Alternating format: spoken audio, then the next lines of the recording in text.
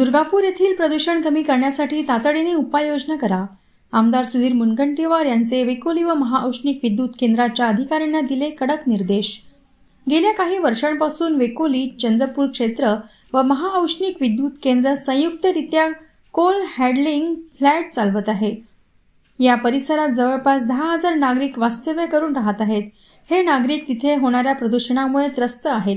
यावर उपाययोजना करण्याच्या दृष्टीने माजी मंत्री व आमदार सुधीर मुनगंटीवार यांनी त्या भागाचा दौरा करून एका बैठकीचे आयोजन केले होते. त्या बैठकीत दुर्गापूर येथील प्रदूषण कमी करण्यासाठी तातडीने उपाययोजना करण्यासंदर्भात अधिकाऱ्यांना निर्देश दिले.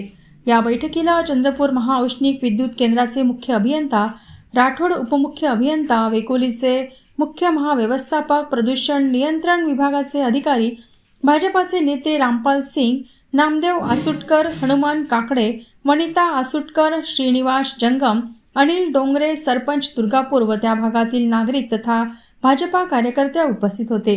या बैठकीत बोलताना आमदार मुनगंटीवार म्हणाले, या कोल हँडलिंग फ्लॅट जवळ एअर पोल्युशन यंत्रणा पुढील 1 महिन्यात वेकोलीने लावावी. इथली वॉटर फॉगिंग सिस्टीम 24 तास सुरू ठेवावी व ती सुरू आहे की नाही हे पाहण्यासाठी तिथे CCTV कॅमेरे लावावे. या कॅमेऱ्यांची एक स्क्रीन तिथेच दर्शनी भागात लावावी तथा दुसरी स्क्रीन कंट्रोल रूममध्ये असावी.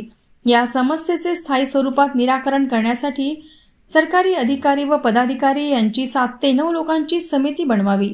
या समितीची नियमित बैठक घेऊन त्यांचा वृत्तांत माझ्याकडे पाठवावा, असे निर्देश आमदार मुनगंटीवार यांनी या बैठकीत दिले.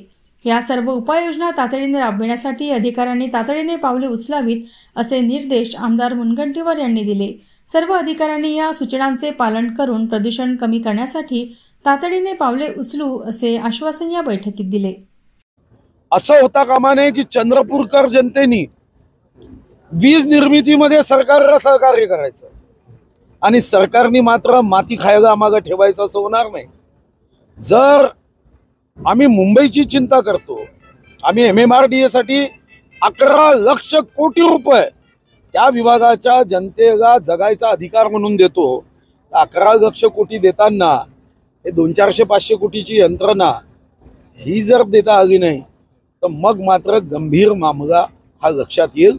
आणि म्हणून आम्ही श्री विजय राठोड एक चांगले अधिकारी, माझा विश्वास आहे की ते आणि WCLचे अधिकारी ही यंत्रणा सुद्धा देशातली अत्याधुनिक यंत्रणा लावून हा जो CHP प्लांट आहे हा